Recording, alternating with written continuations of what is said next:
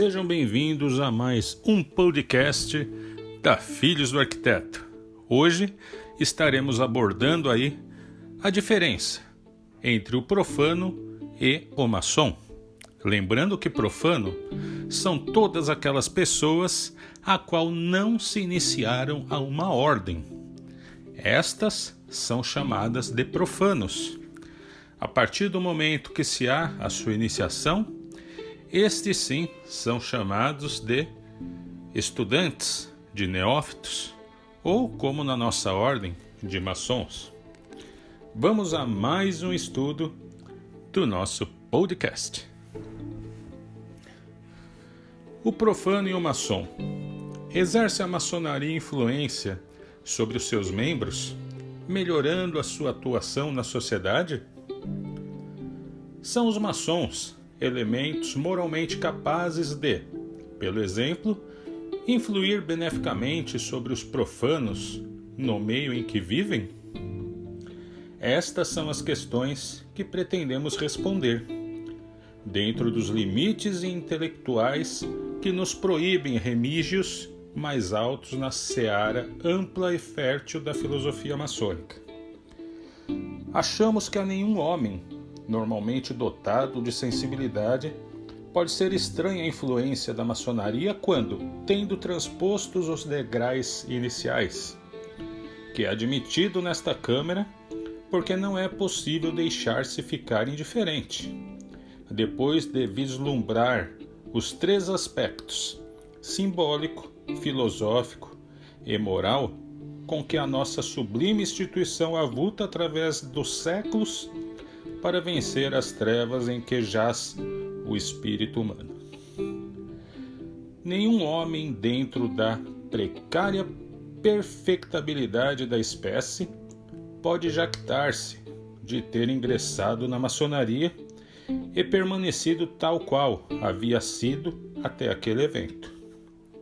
Se existe esse homem, se existe quem dentro da maçonaria não encontrou meios de aperfeiçoar-se moral, mental, espiritualmente, certamente deve tratar-se de uma aberração incorrigível, incapaz de captar as irradiações da sabedoria suprema, de sentir o magnetismo da força e de compreender os benefícios da serena contemplação da mais pura beleza. O universo, o mundo, está todo inteiro na maçonaria, configurado pelos símbolos imortais, e o homem, quando se torna maçom, adquire o roteiro certo por onde dirigir os passos, a fim de atingir o domínio de si mesmo e integrar-se conscientemente no universo em que vive. Por isso, compreende que, no ciclo evolutivo em que se encontra, não é senão pedra bruta que o tempo, o sofrimento e o trabalho tornam polida e cúbica, através do refinamento espiritual, da civilização e da ciência. O maçom sabe que deve corrigir-se, pois o anseio do espírito é sempre alcançar a perfeição. Sede perfeitos, como meu Pai é perfeito. Não é mera advertência, mas com tudo que nos vem do Cristo Deus, uma diretriz que bem representa o objetivo da passagem do homem pela terra em que vivemos. Contrariamente ao que parece aos moralistas e céticos, o homem não caminha do nascimento para a morte, mas da ignorância para o conhecimento. Sábio é que o grande arquiteto do universo não cria apenas para destruir. O maçom não é sobrevivente, não é hipócrita, não é saliente, não é prepotente e não é usurpador. É, isto sim, vertical nas atitudes para com o semelhante e horizontal na posição que ocupa na ganga social em que opera. É vertical com o seu esqueleto e horizontal com a superfície que se apoia. Vertical com o prumo e horizontal com o nível, homem e terra formando o esquadro, inflexível e corretamente. O maçom não é mesquinho, nem misantropo. É generoso e magnânimo, porque o compasso exprime as justas medidas dos seus sofrimentos, cujo esquema se obtém observando a abertura e fechamento de suas hastes. Tendo assim, no esquadro e no compasso, a fórmula necessária para a vitória moral no mundo profano. Fórmula de que só o maçom conhecedor e cumpre-lhe aplicá-la em todas as circunstâncias de sua vida. A estabilidade das realizações humanas no plano físico exige a aplicação dos instrumentos de correção que indicam o grau de inclinação sobre o ponto de apoio. Se a perpendicular não estiver dentro dos índices tradicionais, a obra terá sua durabilidade ameaçada. Os princípios invioláveis que regem a técnica das construções não diferem daqueles em cuja bitola repousam as atividades do plano moral. Assim, o prumo e o nível, o esquadro e o compasso, são úteis apenas quando se constroem casas e pontes, mas também quando é necessário decidir e aquilatar a conduta humana, se, pelas qualidades morais, pelo caráter, pela prática da fraternidade, pelo estudo honesto e investigação insuspeita, pelo desprezo ao preconceito, pelo desapego aos bens, podemos emoldurar a personalidade de alguém com a expressão daqueles símbolos. Teremos o maçom em potencial, bastando apenas iniciá-lo nos sagrados mistérios da nossa ordem. Se pelo contrário existisse iniciados que devêssemos afastar do nosso convívio em face de corrupção de caráter ou intransigência de princípios egoísticos que teimassem em impor os seus irmãos, nunca nos encontraríamos iluminados por aquelas luzes. Por quê? Por quê? Por mais que se esforçassem e demonstrá-lo, não seriam reconhecidos como maçom. Maçom é virtuoso e não é corruptível e nem corrompe. É altivo e não é humilhante. É confiante e correspondente. É honrado e não desonra. O maçom é positivo pela maneira como age e os reflexos de sua ação mais insignificante atinge a perfeita longínqua do seu meio ambiente. O maçom não se distingue pelo que tem, nem pelo que pode, nem pelo que sabe, mas pelo modo como vive entre os ditos profanos.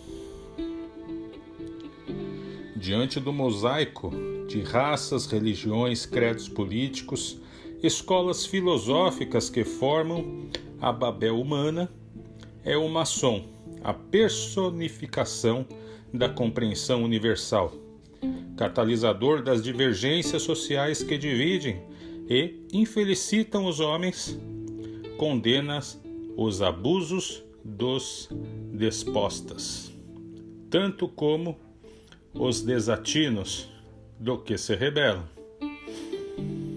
Anima aquele que confia e honesta, diligentemente investiga a verdade, mas desmascara o impostor, combate e persegue o charlatão como inimigos. Sabe que não há neutralidade entre vício e a virtude, mas não castiga aquele que erra sem antes estudar a circunstância que o levaram ao erro, e não louva o que vive na virtude para não despertar a vaidade que o condena. O maçom abomina a falsidade, porque sabe que nada há oculto que não seja descoberto. segundo o nosso livro sagrado da lei. Haverá sempre um ramo de acácia a indicar o lugar dos despojos. Sempre soprará leve como a brisa, persistente como as ondas, eloquente e inevitável como a eternidade. O som perconsciente da voz interna que repete inconscientemente o mea culpa, denunciando o autor do seu delito. A palavra é a principal conquista do espírito, porque seu intermédio transmite às gerações nascentes o conhecimento adquirido ou conquistado. O sentimento é a baliza que determina o aperfeiçoamento atingido, e o pensamento é a chama que resulta do choque entre a revelação da divindade e a ideia embrionária.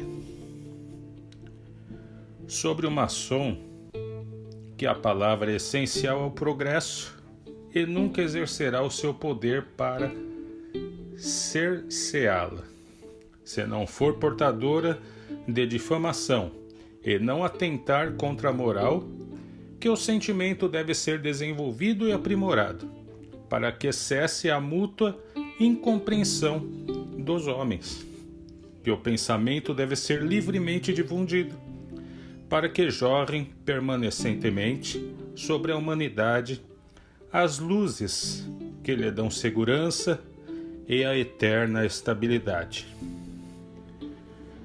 Entre os que fecham a boca do povo, matam o sentimento da massa e sufocam o pensamento que forceja por expandir-se, nunca estarão entre os maçons. Os maçons são livres e vivem na verdade, na eterna verdade. Conheceram a luz que, partindo do grande arquiteto do universo, ilumina como a estrela flamígera o espírito e a matéria e faz projetar ao solo a sombra dos maus e dos bons, para que todos conheçam os vícios de uns e a virtude de outros. Vícios e virtudes que se desprendem dos ossos e da carne do indivíduo físico, mas permanecem na composição do indivíduo moral, dando-lhe o cunho que o classifica entre os congêneres. É a relevante influência que a maçonaria exerce sobre os seus membros, e a nenhum deles é lícito negá-la, porque a retransmite beneficamente aos seus coevas.